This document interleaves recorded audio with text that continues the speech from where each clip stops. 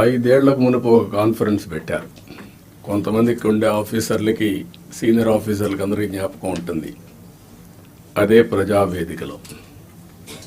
ప్రజావేదికలో collectors conference పెట్టి ఆనాటి ముఖ్యమంత్రి ఈ కాన్ఫరెన్స్ అవుతానే ఈ బిల్డింగ్ను కూలగొడతామని అనౌన్స్ చేసి విధ్వంసానికి శ్రీకారం చుట్టాడు. అక్కడి నుంచి 5 ఏళ్ళు అన్ని రంగాల్లో ఒక రంగం అని మిగలలేదు. నేను 4వసారి ముఖ్యమంత్రి అయిన తర్వాత ఫస్ట్ టైం నేను ముఖ్యమంత్రి అయ్యాను.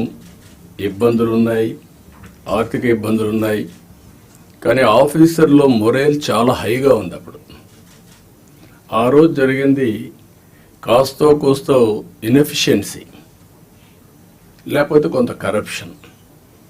ఇప్పుడు అట్లా కాకుండా విధ్వంసం, పనిచేసే ఆఫీసర్లందరినీ పక్కన పెట్టడం, ఆఫీసర్లు కూడా బ్లాక్మెయిల్ చేయడం, ఒకటి కాదు అన్నీ కలిసి ఈరోజు ఈ స్టేజ్కి నేను ఎప్పుడూ చూడనంత ఒకటి బ్రాండ్ ఏపీ దెబ్బతినింది.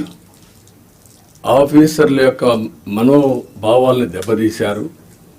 ఢిల్లీకి పోతే ఒకప్పుడు Andhra bureaucracy one of the best bureaucracy, మీరు గుర్తుపెట్టుకోవాలి.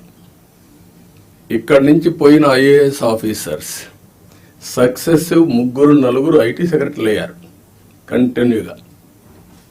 ఇక్కడ నుంచి పోయినటువంటి ఫైనాన్స్ సెక్రటరీస్ ఆర్బీఐ గవర్నర్లు అయ్యారు. ఇక్కడి నుంచి పోయిన వాళ్ళు కేంద్రంలో కీలక బాధ్యతలు వహించారు. వరల్డ్ బ్యాంక్ వెళ్ళారు. ఈరోజు మనం చూస్తూ ఉంటే ఆంధ్ర ఆఫీసర్స్ అంటే ఢిల్లీలో కూడా అన్టచబుల్స్ కింద, వీళ్ళు ఏమి చేయలేరు అనే పరిస్థితికి వచ్చారు. ఎప్పుడు కూడా మనం గుర్తుపెట్టుకోవాల్సింది,